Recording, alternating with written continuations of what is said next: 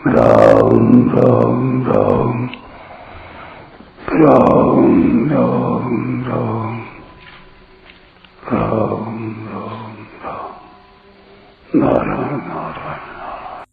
संबंध जो राज्य और प्रशंसा के लोभ से युद्ध में आए हैं और जो सांसारिक संग्रह और भोगों की प्राप्ति में लगे हुए हैं, ऐसे पुरुषों का विराट रूप में पतंगों के दृष्टांत से प्रवेश करने का वर्णन अर्जुन आगे के श्लोक में करते हैं।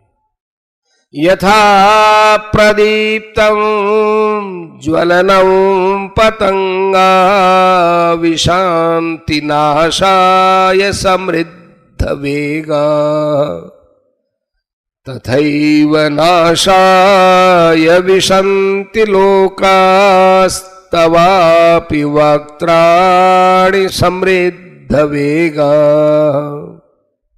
जैसे पतंगे मोहवश अपना नाश करने के लिए बड़े वेग से दौड़ते हुए प्रज्वलित अग्नि में प्रविष्ट होते हैं, ऐसे ही सब लोग भी मोहवश अपना नाश करने के लिए बड़े वेग से दौड़ते हुए आपके मुखों में प्रविष्ट हो रहे हैं।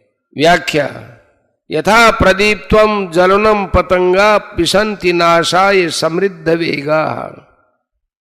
जैसे हरी हरी घास में रहने वाले पतंगे चातुर्मास की अंधेरी रात्रि में कहीं पर भी प्रज्वलित अग्नि देखते हैं तो उस पर मुग्ध होकर कि ओहो बहुत सुंदर प्रकाश मिल गया, हम इससे लाभ ले लेंगे, हमारा अंधेरा मिट जाएगा, तो उसकी तरफ बड़ी तेजी से दौड़ते हैं। उनमें से कुछ तो प्रज्वलित अग्नि में स्वाहा हो जाते हैं, कुछ को अग्नि थोड़ी सी लपट लग जाती है तो उनका उड़ना बंद हो जाता है और वे तड़पते रहते हैं। फिर भी उनकी लालसा उस अग्नि की तरफ ही रहती है। यदि कोई पुरुष दया करके उस अग्नि को बुझा देता है तो वे पतंगे बड़े दुखी हो जाते हैं कि ओहो उसने हमें बड़े लाभ से वंचित कर दिया। तथैव नाशाय विशन्ति लोकास्तवापि वक्त्राणि समृद्ध वेगा। भोग भोगने और संग्रह करने में ही तत्परता पूर्वक लगे रहना और मन में भोगों और संग्रह का ही चिंतन होते रहना, ये बढ़ा हुआ सांसारिक वेग है।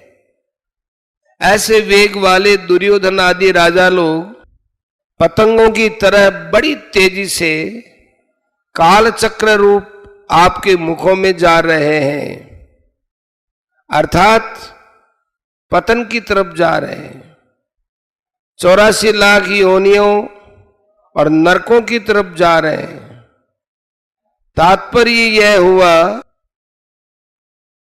कि प्राय मनुष्य सांसारिक भोग सुख आराम मान आदर आदि को प्राप्त करने के लिए रात दिन दौड़ते हैं। उनको प्राप्त करने में उनका अपमान होता है, निंदा होती है, घाटा लगता है, चिंता होती है, अंतःकरण में जलन होती है और जिस आयु के बल पर वे जी रहे हैं वो आयु भी समाप्त होती चली जाती है। फिर भी वे नाशवान भोग और संग्रह की प्राप्ति के लिए भीतर से लालायित रहते हैं। परिशिष्ट भाव।